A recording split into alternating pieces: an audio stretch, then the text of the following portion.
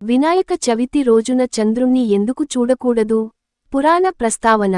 ఒకసారి వినాయకుడు మూషిక వాహనంపై ప్రయాణిస్తున్నప్పుడు అతను తిన్న ఆహారంతో పొట్ట పెద్దగా ఉండిపోయింది.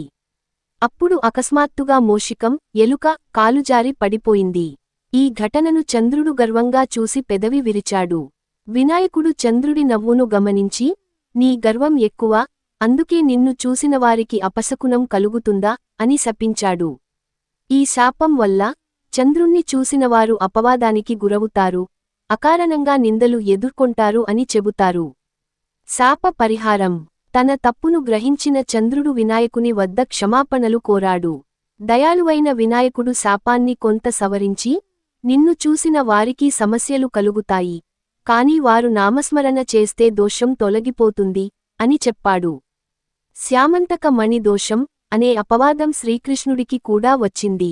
అందుకే వినాయక చవితి రోజు చంద్రుణ్ణి చూడకూడదు అని నమ్మకం.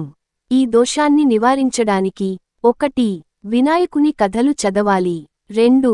సింహ ప్రపతే విఘ్నేశం, రథం ఆరూఢం గజాననం అనే మంత్రాన్ని జపిస్తే దోషం పోతుందని విశ్వాసం. 3.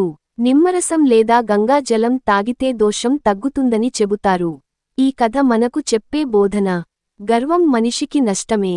దేవుని ఎప్పుడూ వ్యంగ్యంగా చూడకూడదు. వినాయకుని ఆశీస్సులు ఉంటే దోషాలు తొలగిపోతాయి.